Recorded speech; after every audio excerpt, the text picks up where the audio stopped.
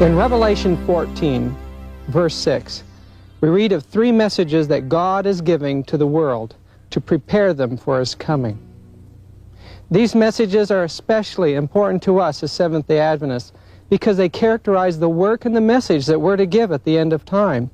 In fact, so important are they to us that we are told that nothing else is to be allowed to engross our attention or occupy our time. Why is this? Because it's God's purpose to raise up the ancient truths of the Bible, of the primitive Christian church, the obedience to God's law, and the knowledge of righteousness by faith, and display that before the world in a peculiar people, a treasure, a depository of His truth.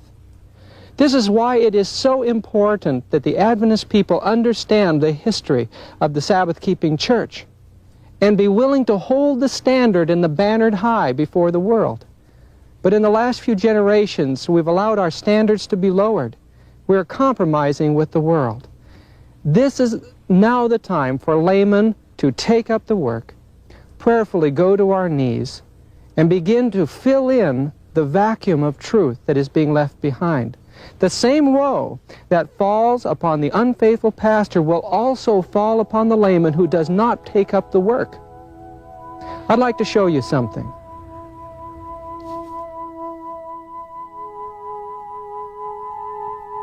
This is Elms Haven, the home of Ellen White in Northern California.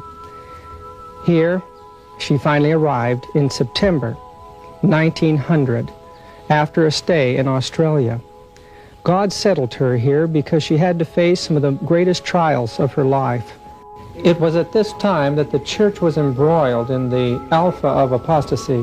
It was here that she had to send the councils to Loma Linda, California, because of the standard dragging. During the time that she was in this home, we had the burning of the largest sanitarium in the world, Battle Creek, and also the burning of the Review and Herald offices.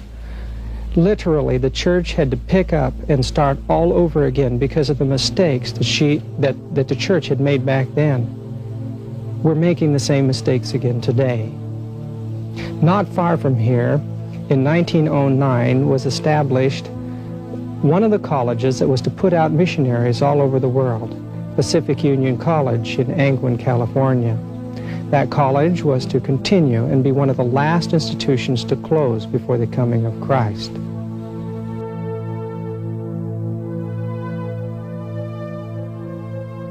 This is the room where Ellen White did the last of her writing, and this is the room where she died. It was her great dream to see God's church go on to triumph. It was her dream to see the schools like Pacific Union College raise up young men and women to finish up the work, to raise the standard, and to give the loud cry to the world.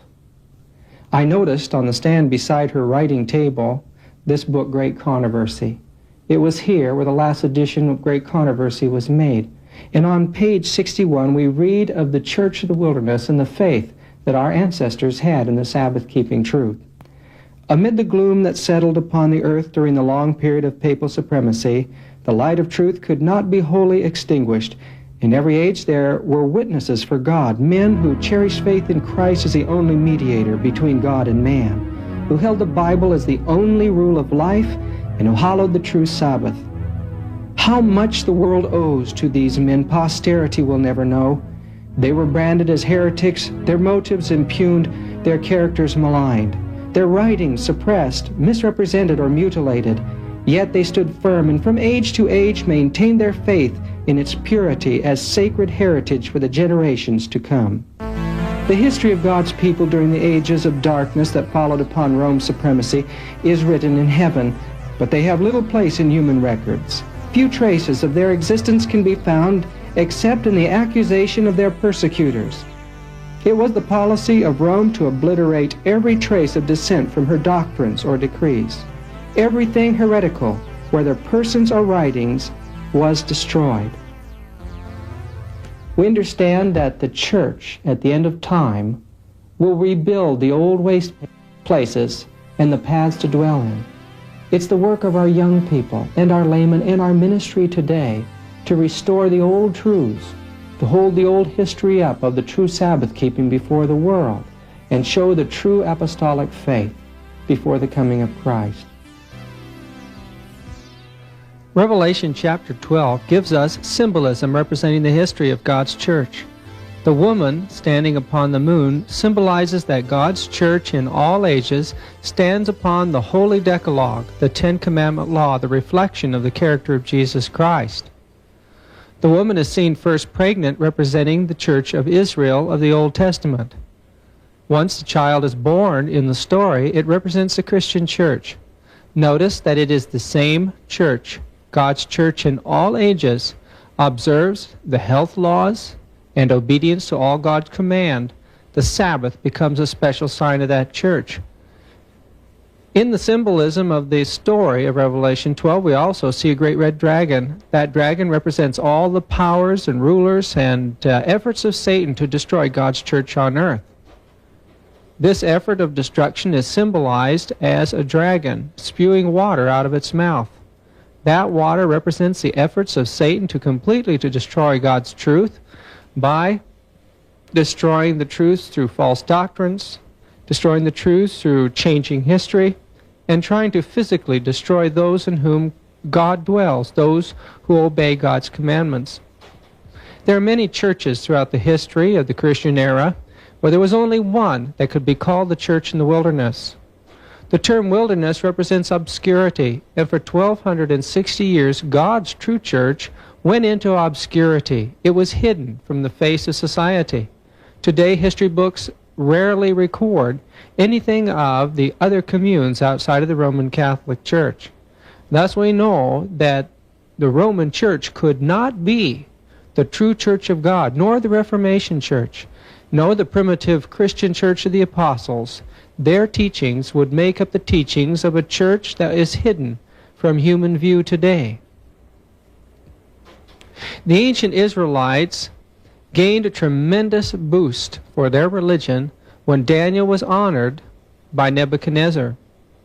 The teachings of Daniel went throughout the world from that time, and the beliefs of the ancient Hebrew sanctuary system were accepted throughout many countries of the earth. We read in the records of Confucius, 500 years BC, that in the capital of China, the merchants and the princes ceased their labors and closed their shops. Thus we find as far away as China, the Sabbath was already being kept.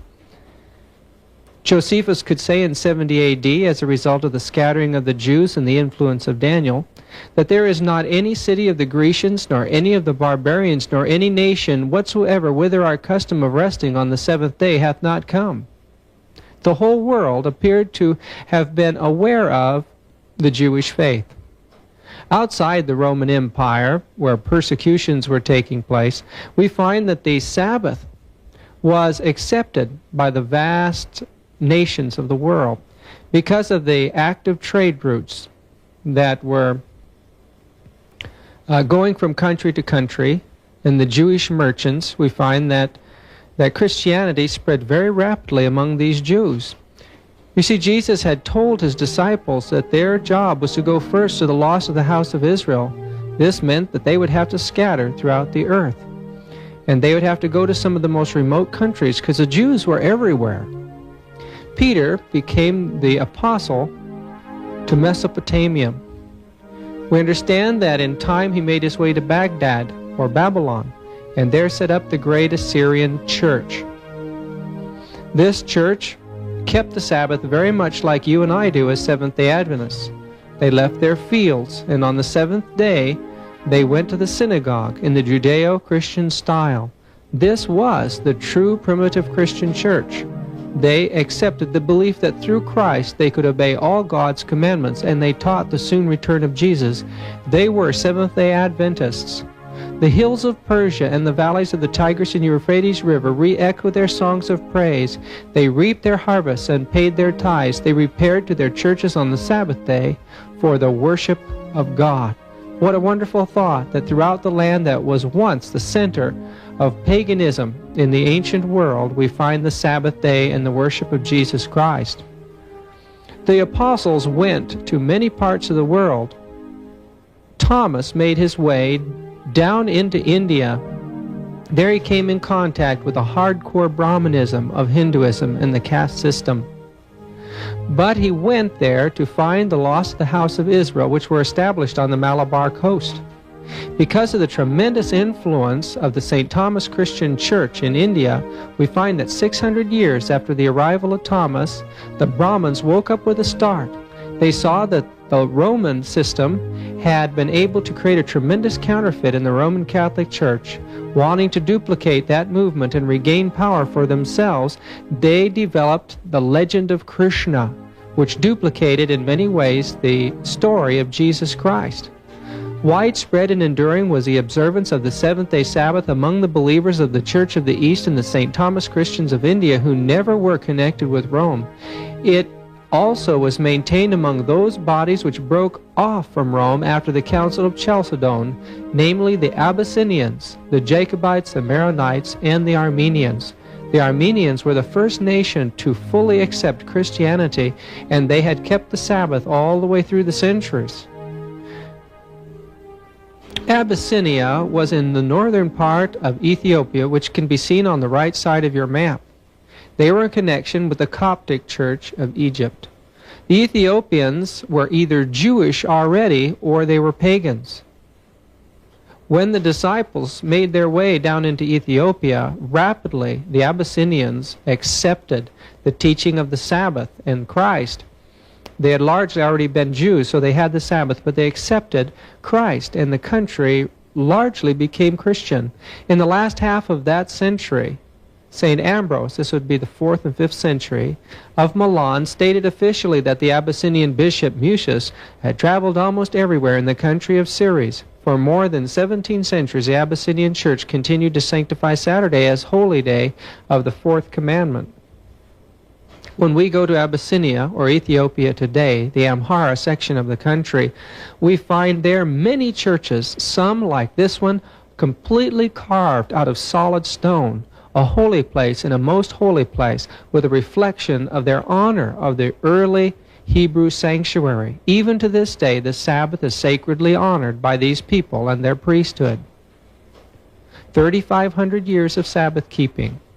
The bishop of the Abyssinian or Ethiopian church was designated for them by the Coptic Church of Alexandria, Egypt. This church also kept the seventh-day Sabbath. We find that from the land of Syria, the second center of missionary work after Jerusalem was destroyed.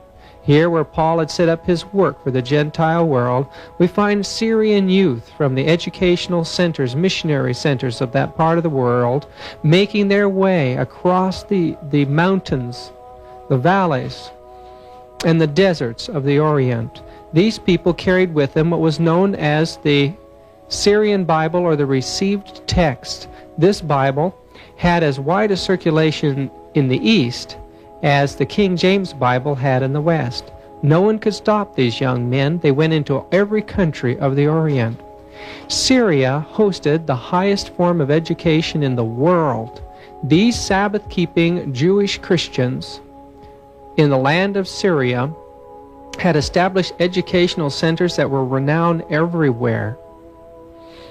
They were the leaders in the world of architects.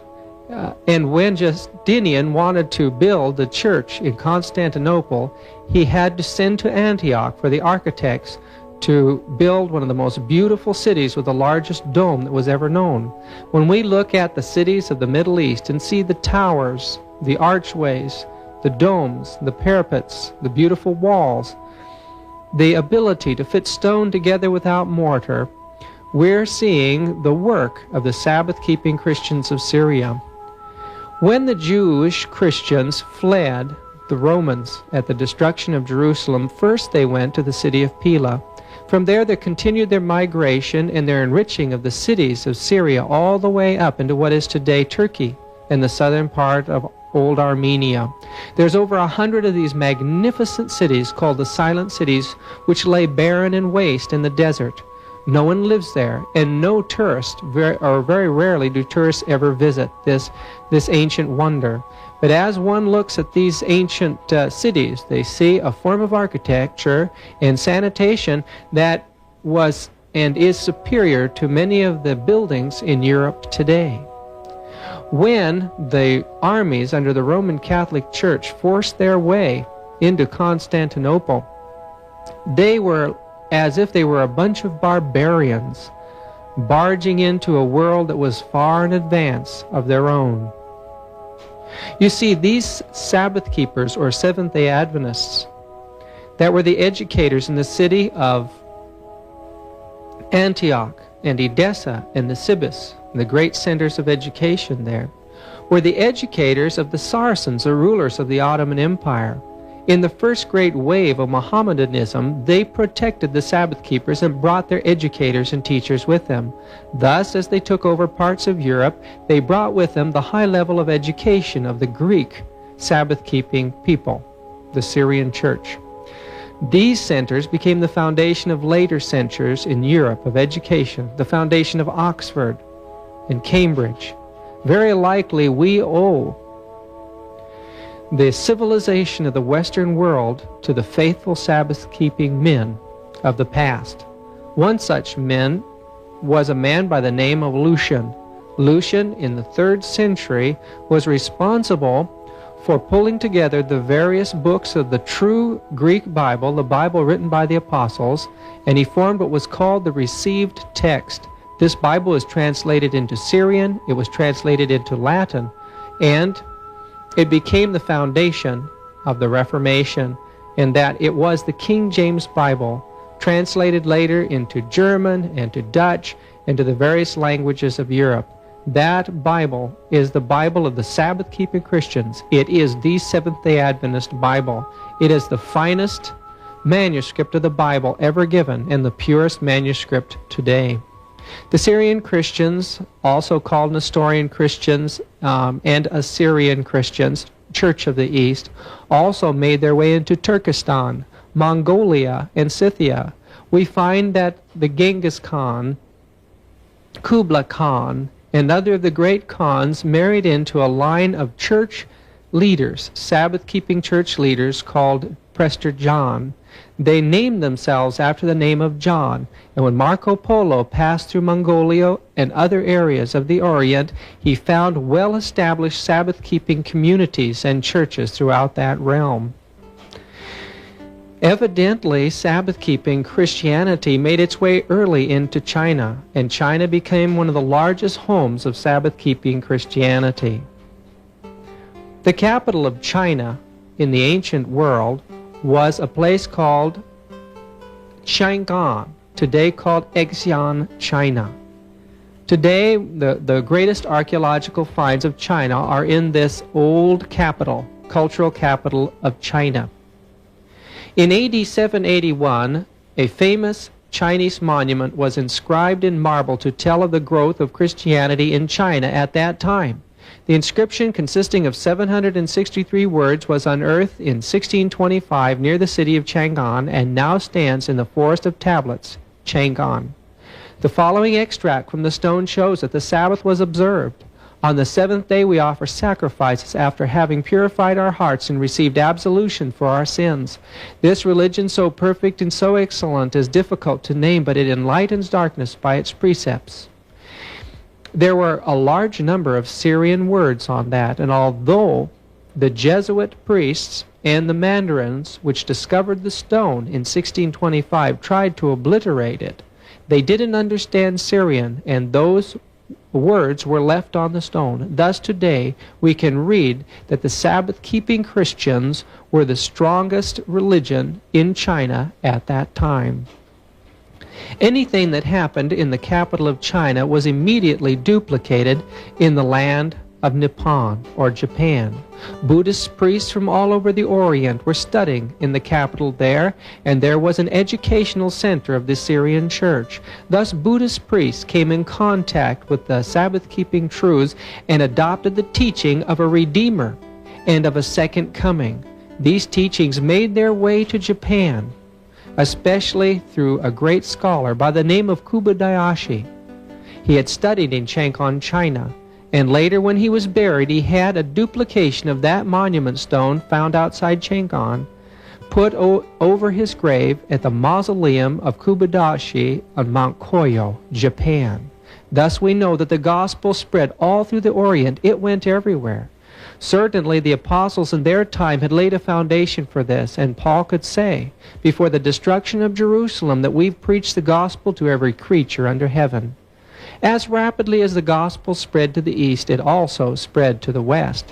We find that very soon after Jesus ascended to heaven and filled his disciples with the Holy Spirit to send them out to the lost of the house of Israel, James made his way to the Jewish exiles in Spain. There he established the Spanish church, and later, after he died in 44 A.D., his body was sent back to Spain, and it's to be found there today.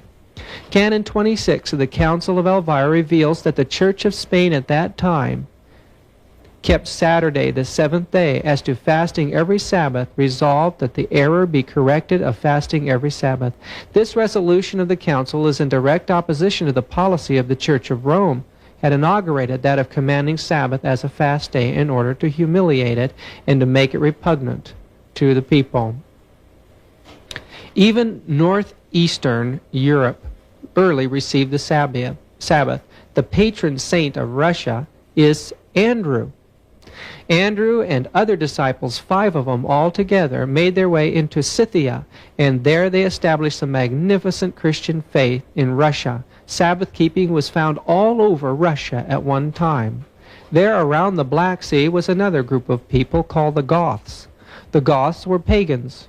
But in the 3rd century, or the 4th century, they captured a man by the name of Ulfilas. Ulfilas was a Sabbath-keeping Christian and a well-educated man. He wrote the first book for the Gothic people, which was the Bible, and the Goths, Ostrogoths and Visigoths, became Sabbath-keeping Christians. It is a fact that it was formerly the custom in the East to keep the Sabbath in the same manner as the Lord's Day, and to hold sacred assemblies, while on the other hand, the people of the West, contending for the Lord's Day, have neglected the celebration of the Sabbath. This is speaking of the Gothic king in A.D. 454 and 526. We know that the Vandals of Carthage were Sabbath-keeping Christians as well. Indeed, it appears that Sabbath-keeping had extended throughout the entire civilized world, and that Rome and Alexandria, Egypt, were a minority in their keeping of Sunday. As you look at this map, you'll notice a place on the left side of the map called Gallia. This is what is called modern France today. These people, the Gaelic people, extended into northern Spain and all the way across northern Europe. They were one of the largest families of antiquity. They were well established in the British Isles.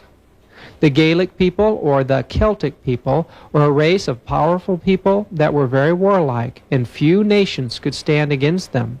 They were also highly civilized and had advanced form of education. It was among these people that Paul was directed by the Lord to begin his work of evangelism. At that time, he entered into missionary work among the Galatian people of Macedonia. It seems to have been custom very early in the Celtic churches of early times in Ireland as well as Scotland to keep Saturday, the Jewish Sabbath, as a day of rest from labor. They obeyed the 4th commandment literally upon the 7th day of the week. One of the early Celts of Scotland was captured as a young man and taken to pagan Ireland. Later, upon escaping, he determined to go back and evangelize the people who had been his captors. He made his way directly to Tara, the capital of Ireland. Standing up in the center of that great city, he began to preach the truth. He evangelized and established a tremendous work of apostolic Christianity in the island of Ireland. It remained in close connection with its Celtic brothers across Europe and into the East, and so it remained the center of Greek Sabbath-keeping Christianity long after Rome was forcing Latin upon Europe. In the town of Kells was found an ancient manuscript illustrating the magnificent high culture and high education of these men. Their centers look something like this: a wall around a little community with the church in the center. These little communities were colleges, and many of them were established by Patrick. The Book of Kells illustrates something of the beautiful manuscripts that at one time were produced by these scores and scores of centers throughout Ireland and later Scotland and on the continent of Northern Europe. It shows a degree of skill that surpassed any other skill of its kind in all of the world at that time. The reason why Scotland and Ireland remained a bastion for truth is because the Celtic people were so powerful. Rome could not conquer Scotland, and so Hadrian built a wall across Britain and there placed troops to keep the Celtic or the Scottish people from coming into Britain again. The rulers of the Scottish people, were the Druids. These people were highly educated and highly cultured. They had a center of education on the island of Iona. That island had influence over the people throughout Scotland. One of the graduates from Patrick's schools of Ireland was a man by the name of Columba, an extremely gifted saint of God. He was from a wealthy family that owned land in Scotland. He made his way back to the land of his birth, and there, putting aside the opportunity for wealth, he became a missionary for God. In the center, just below the center of this picture, you'll see the word Iona. Iona was a little island out among the Inner Hebrides. There in this rough northern cold sea, Columba decided to establish his school. It was a school patterned after the Old Testament school of the prophets. Here the young people would learn trades. They would learn how to till the soil, grow their own food. They would also learn the biblical languages. And after 18 years of disciplined study, these young men could go out to the nations of the world and establish schools. They entered almost every country of Europe and established many colleges and centers, although the history of this has largely been lost. Columba and Patrick became such well-known names in the culture of the islands that the Roman Church, when they came in and forced their control over these centers in the 9th, 10th, 11th, and 12th century, had to saint these men and create legends and fairy tales about them so the people would think in time, after generations had passed, that Columba and Patrick had been Roman Catholics. If you look up to the left side of this map, you'll see the blue lines. These blue lines represent the movement of Columba's and Patrick's schools as they went across Europe. It was in the 6th century that the Roman Catholic Church sent a man by the name of Augustine into Britain. Here he could not convert the British Church over to the Catholic faith. So he promised them that they would suffer the consequences of failure to acknowledge the Pope of Rome.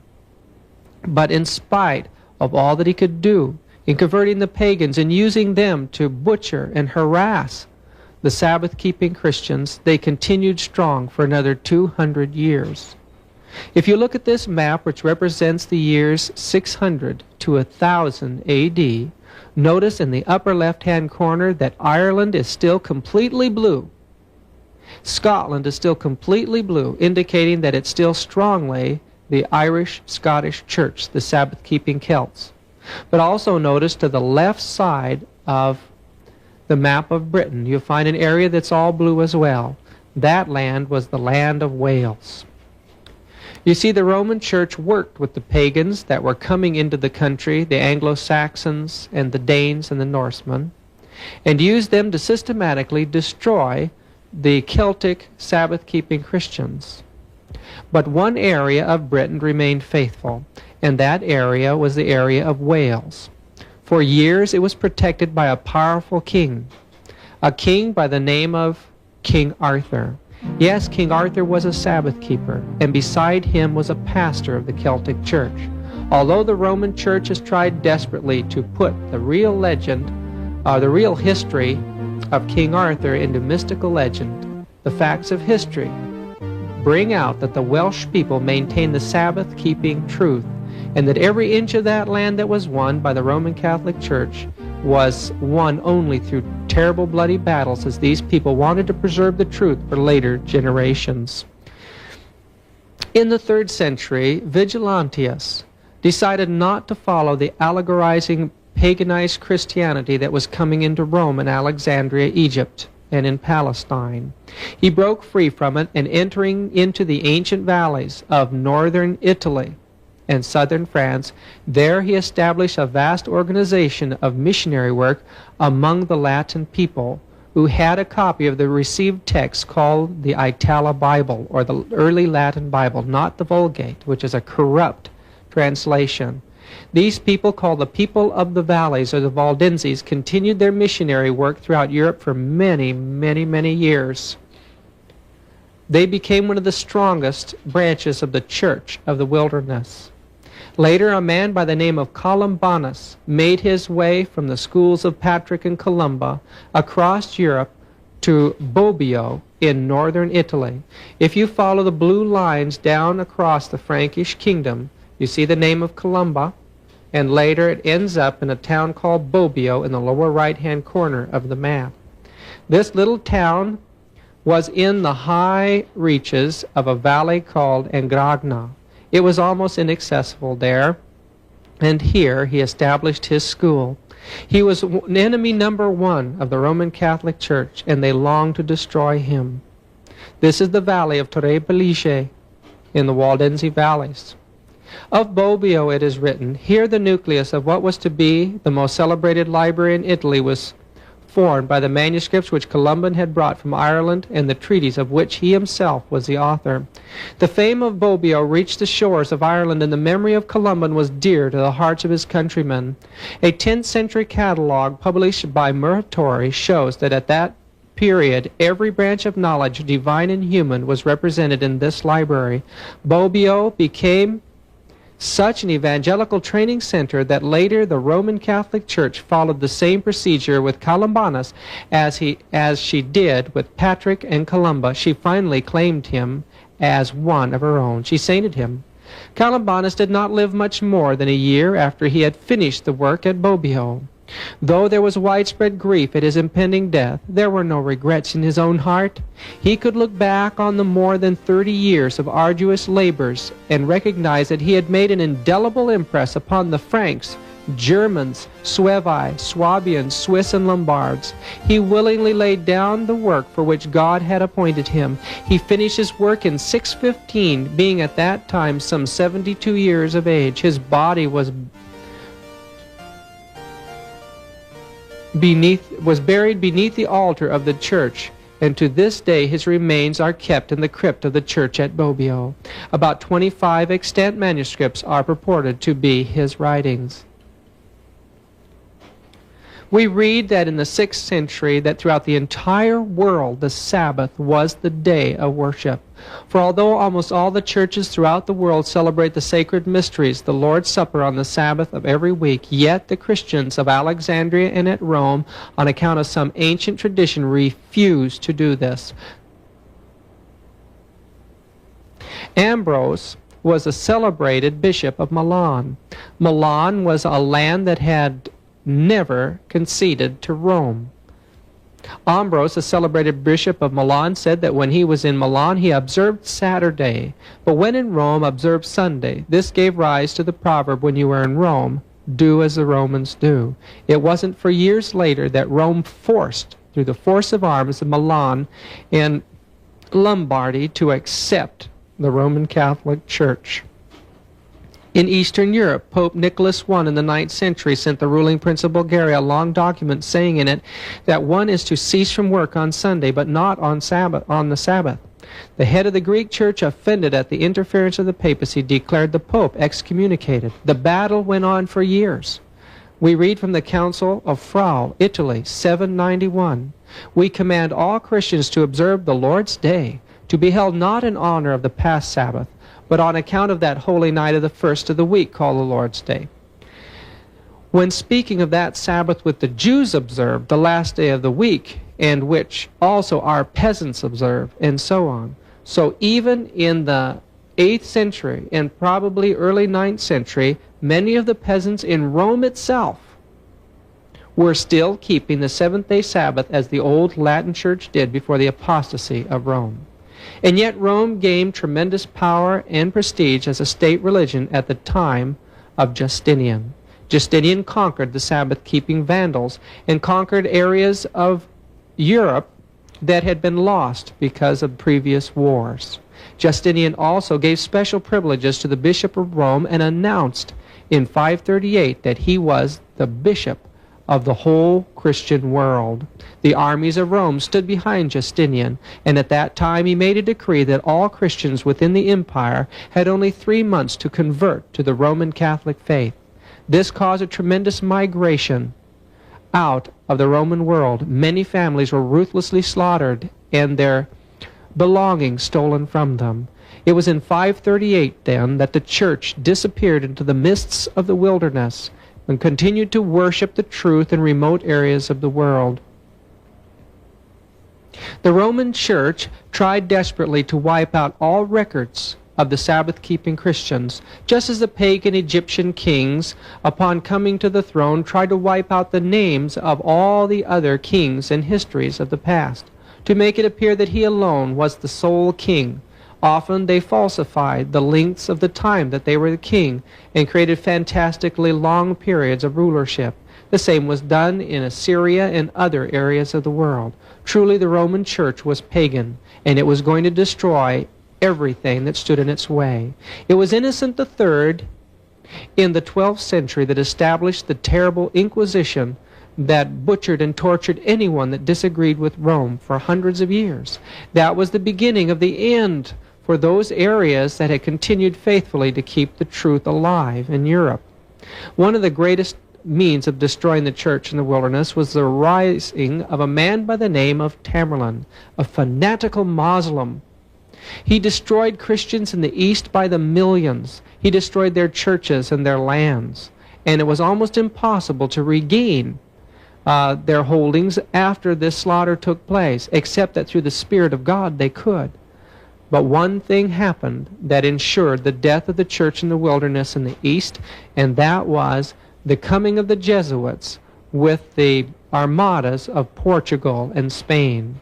As the countries that traded with them from India all the way through China into the East opened up their doors to the Jesuit priests, they allowed the Inquisition to be set up there, and then mass slaughter and persecution and death came to the simple, humble, primitive Christian church that kept the Sabbath, that taught that man should obey the law of God by faith, and had the ancient received text, or the King James Bible.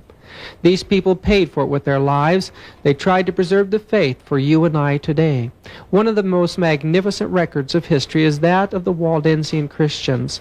They had been given many names by the Roman Church: Passagians, because they were the people of the passages of the mountains, or they were called the Judaizers because they kept the Sabbath. They were also called the Insabati, or Sabati, or Insabatani, because they kept the seventh-day Sabbath. They're also called the Vadois, or the Waldenses, the peoples of the valley. The Waldenses were to be found in every single country of Europe in spite of the Roman Catholic persecution. The heart of their religion was the Holy Bible, the received text, the King James Bible. They were known for their knowledge of agriculture, and any valley or country that hosted the Waldenses had the blessing of their knowledge of the soil.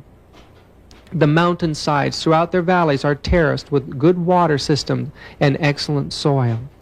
One of the most important things to the Waldenses was the education of their children. They believed that the preservation of truth was in the preservation of the character of Christ in their children, the knowledge of the Bible. From the early ages, these children not only had to work hard, but they also had to memorize Scripture. In the emergencies of the persecution of their world, at times they had to assemble all the children. Because these children had memorized portions of the Bible, they could line the children up, and the children would be able to recite the Bible, the entire Bible, by beginning at one child and going around the circle of these children's Bible societies. Wouldn't it be wonderful today if we followed the counsel of the Spirit of God and looked to the Waldenses as a source of how our children should be educated, how we should carry out our economy and our missionary work?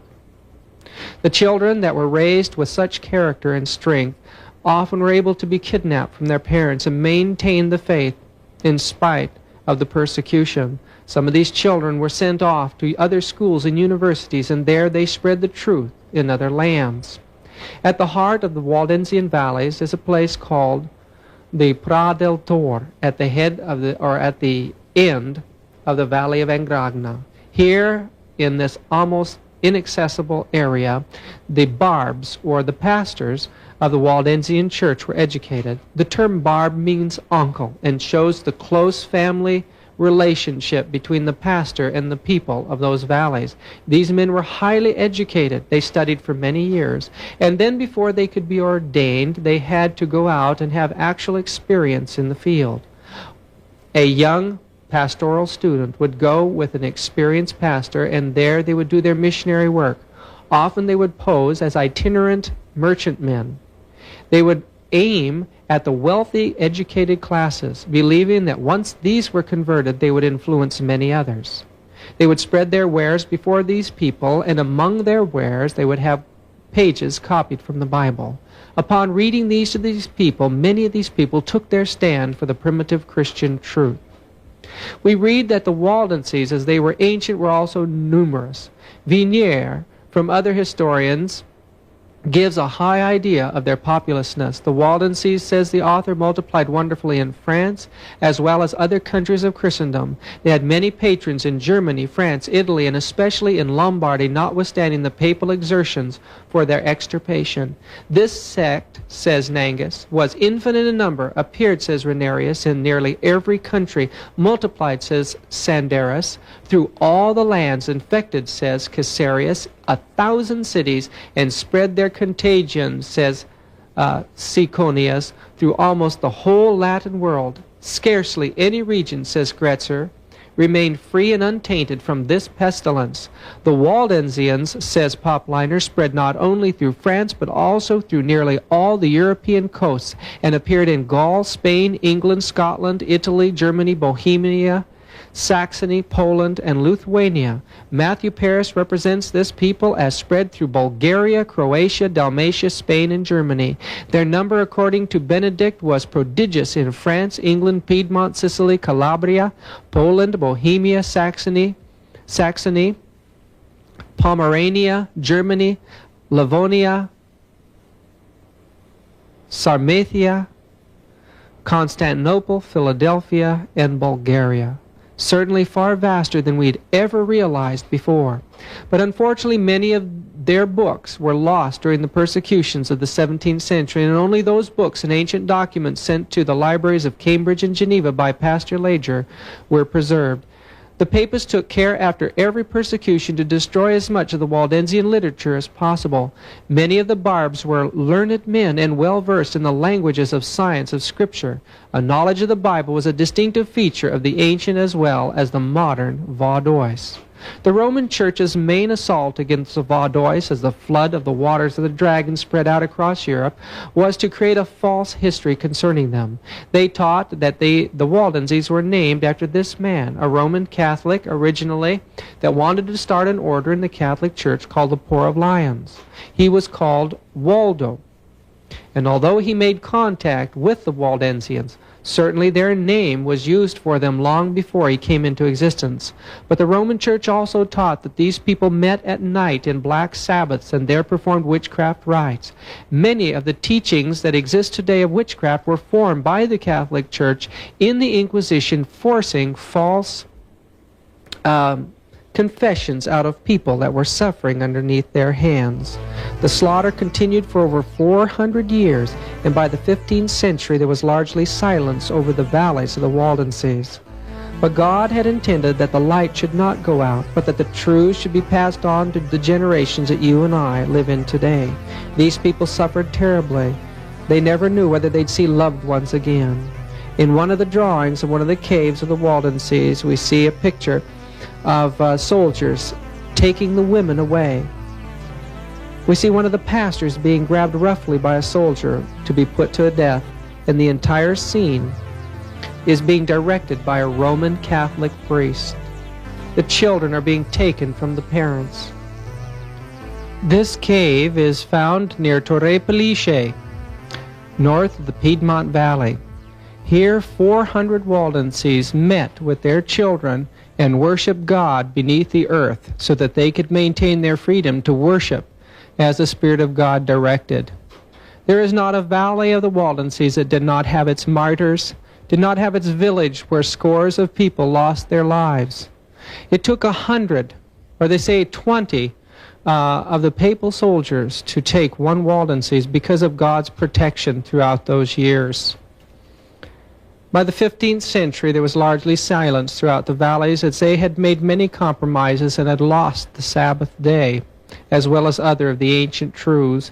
But when they heard of the Great Reformation, they came together here at this stone in the valley of Chanfran and made a commitment to stand again for God. Because of this, terrible persecutions were directed against them, and many of them were exterminated, many of their valleys repopulated by the Catholics. The Vatican determined to stamp them out forever and gave them an ultimatum. It told them that they had to completely leave their teachings behind and accept the Catholic Church, all their children to be educated as Catholics, all their pastors to convert to Catholicism. This was too much for them to take, and they refused to cooperate. The result was that the last of the Waldenses were taken out of those mountains and put in a terrible dungeon in Torino, Italy.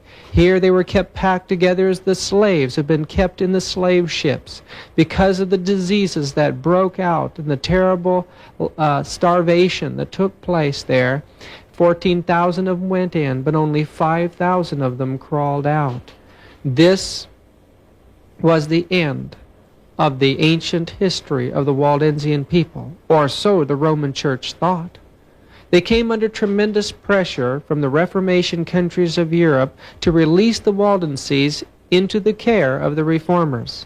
The Catholic Church agreed, and in the dead of winter, they forced a death march of these people through the snowy Alps. These people who were sick, who didn't have enough clothes, largely barefooted, they sent them through these ice-cold mountains through a storm. 3,000 of them arrived in Geneva. And there's a marvelous history of one of the faithful pastors who longed to go back and to regain his valleys. After repeated questions and efforts to gather men, requests of the Reformation countries to aid him, Enrico Arnaud determined to make his way back into the valleys. With the Bible in his belt and a sword in his hand, he went forward to regain their ancient home. But what about the Waldenses today? They have largely lost the knowledge of truth. They claim an ancient history, but they've organically united with the Methodist Church, and they herald this Pope, the one who is determined to implement Vatican II as the great man of peace. They assume that the Catholic Church has changed, and thus Waldensianism is only a memory today. You see, God has raised you and I up to take up the banner that was lost by the Waldenses and the Church of the Wilderness, to reestablish the paths to dwell in, to show the world that the Sabbath-keeping Christians of antiquity are God's true people in all ages and will be throughout all eternity. We read that Gregory Bishop, by the grace of God, to his well-beloved sons of Rome and citizens, it has come to me that certain men of perverse spirit have disseminated among you things depraved and opposed to the holy faith, so that they forbid anything to be done on the day of the Sabbath. What shall I call them except preachers of Antichrist? They would call Sabbath keepers Antichrist. Pope Gregory again declared that when Antichrist should come, he would keep Saturday as a Sabbath. The papacy still believes these things. We find that they are still as ruthless as they were in the past. When they took over Croatia, they slaughtered the Serbians, priests dressed up as soldiers, and butchered those peoples when the Catholic Church could get away with it. They're the same power that they are today, and the scenes of the past, friends, are going to be more than rivaled when Protestantism and Catholicism unite to persecute the primitive church, the Sabbath keepers, those who obey God's commandments. I once sat in this cave in the woods to anticipate what it would be like when we again, someday very, very soon, have to face the kind of persecution that our forefathers faced. Jesus is calling the church out of the wilderness today. Jesus is calling upon you and I as Sabbath-keeping Christians to prepare for the final wrath of the dragon. We're told that that precious church will face the wrath of Satan, those who keep God's commandments and have the testimony of Jesus or the spirit of prophecy. We are a remnant of this history. We are the last ones. We are the depositories of God's sacred truth, and the responsibility lies with us to work together to present these precious teachings of the three angels' message to the world. You've got to study like you've never studied before. You've got to know that Bible as our forefathers knew it, and pray for opportunities to begin missionary work for others. We ask that you'll join us in determining that you will take a stand as our forefathers did and finish up this precious work.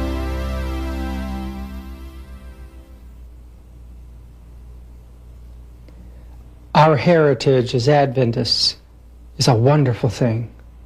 I'm proud to be a Sabbath keeper, and I'm proud to be a member of the Remnant Church. I've committed my life to presenting the three angels' message in whatever way I can.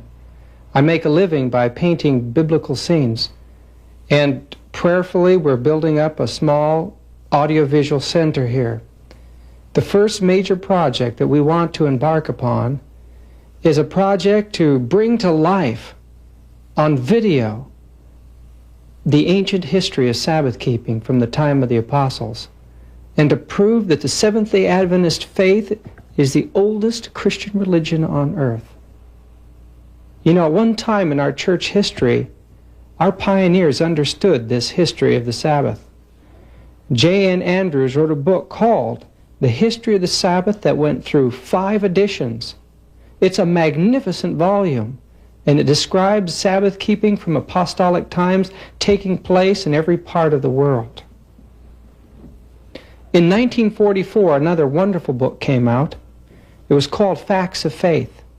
It, too, documents Sabbath keeping in the Great War with Roman Catholicism. There were other scholars as well, but nothing could match the book that came out in 1944, Truth Triumphant, written by B.G. Wilkinson. He was a dean of theology at Washington Missionary College. This man traveled the world. He was a scholar. He had a photographic mind. He retained things that many people knew nothing about, and he was far ahead of his time. This scholarly work, well documented, proves beyond a shadow of a doubt that Sabbath keeping has existed in every age and in most of the countries of the earth down to the present day, still scattered groups keeping the Sabbath. We find in Ethiopia there are Sabbath keepers there that have been keeping it from the time of Christ, in Armenia and other parts of the world. One of the branches of the Sabbath-keeping Christian families was that of the Celtic Church. In 1963, Leslie Harding produced his doctrinal thesis on this subject. It was called Beliefs and Practices of the Celtic Church in Britain. This was the only man to ever do a study of the beliefs and practices, and he proves that these people held the same doctrine as we do on righteousness by faith, all the way down to the 8th and the 9th centuries. We have a tremendous heritage. There's plenty of information here available, but today it's very hard to find good missionary books on this subject. There is a good volume available for Adventists to read. It's called The Sabbath in Scripture and History, published in 1982. This volume, a result of a number of our scholars putting their minds together, is very scholarly and very difficult for the average person to read. Certainly, it wouldn't be usable as a missionary book. I believe that a way of getting this message before the masses is through a documentary video. We plan to leave in the latter part of June 1987 to travel all over the world. It'll take us over 4 months to do that, to go to the old centers of Sabbath keeping, video them and photograph them, and put together a hard-hitting, rapid-moving documentary that will take about 2 hours. We want something that'll be of such a quality and prove it so thoroughly that you would feel comfortable in giving it to a friend, a relative, a man who's a thinker, an educator, a doctor. And I believe that when we're done with this, they will believe that the Seventh-day Sabbath is the only Sabbath of Scripture and history, and that Sunday's a fraud. You see, the Sunday movement is coming rapidly, and we have very little to face it with. And I believe that this would be a tool that will win thousands of people. But my team cannot do this alone. We need your help. We have committed our lives to this project, and God has systematically been building up a small video studio here. But we need funds. We need funds for this trip to gather as much material as we possibly can. How much we gather and the quality of this production depends upon all of us working together as laymen. I urge you to send a financial donation to aid this project as soon as possible. For a tax-deductible receipt, send your check to LLT Productions, P.O. Box 205, Angwin, California, 94508.